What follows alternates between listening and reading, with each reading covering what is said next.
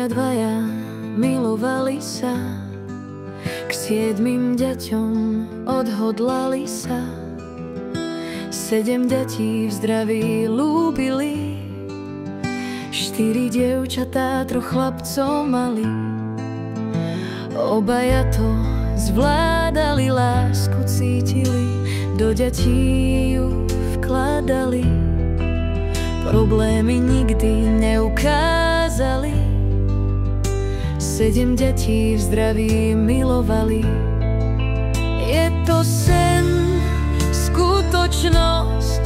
Je lepšie to takto opísať pre túto spoločnosť. 7 detí v šťastie, lásku, radosť verilo, slnko im na cestu svietilo.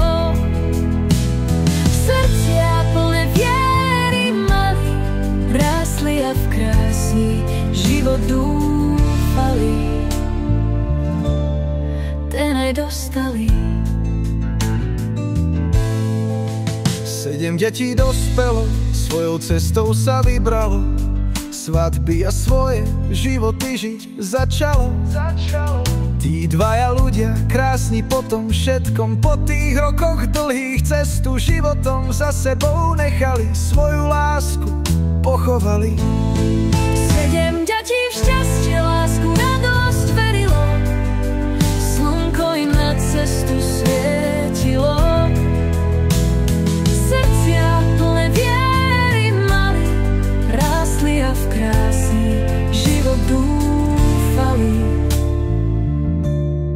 Ten aj dostali.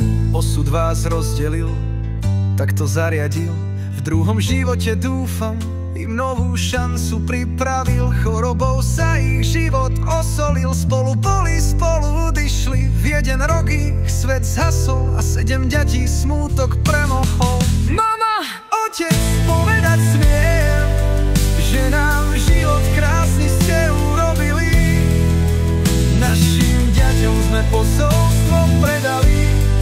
Ďakujeme za všetko, čo ste nám dali. Ďakujeme, mama, otec. Láskou v srdci na vás myslíme.